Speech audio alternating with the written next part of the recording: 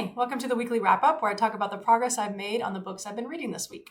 First up, still working on Braiding Sweetgrass. This is going to take a while. The stories are good. I really like the intention of the author. It's just at a different point in life than I am. She has children, I do not.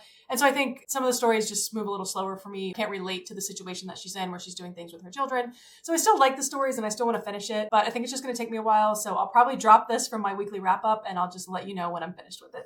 So what I did complete and finish this week was Meditations by Marcus Aurelius on a website, and somebody had said that this book changed their life. And I was like, well, let me check that out. I wouldn't say that it changed my life, but I really resonated with what they were saying.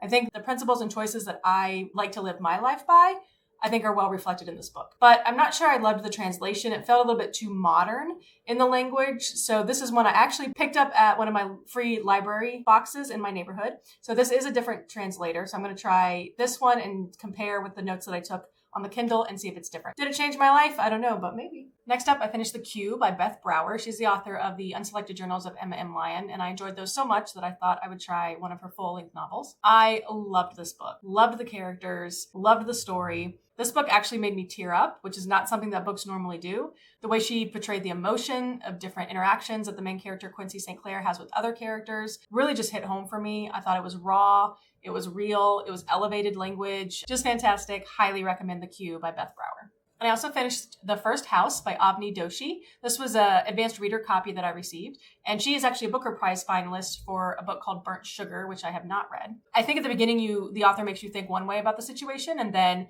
shows you a little bit more about what's going on in the marriage and in her life and how that maybe changes your perspective on her situation. I haven't decided. I think I'd probably give it 4 stars, 3.75 to 4 stars. I really enjoyed reading it and would recommend if that storyline sounds interesting to you.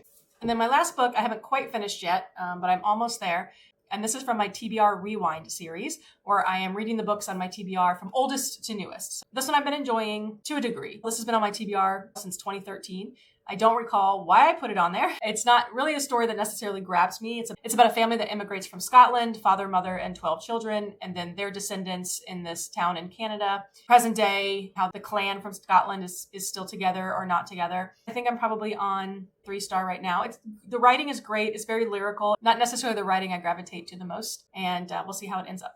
Those are all of the books that I have finished or am currently reading for this last week of March. If you would like to see a full review of these books, please check out my monthly wrap-up, which should be coming out soon. And let me know in the comments what you've been reading.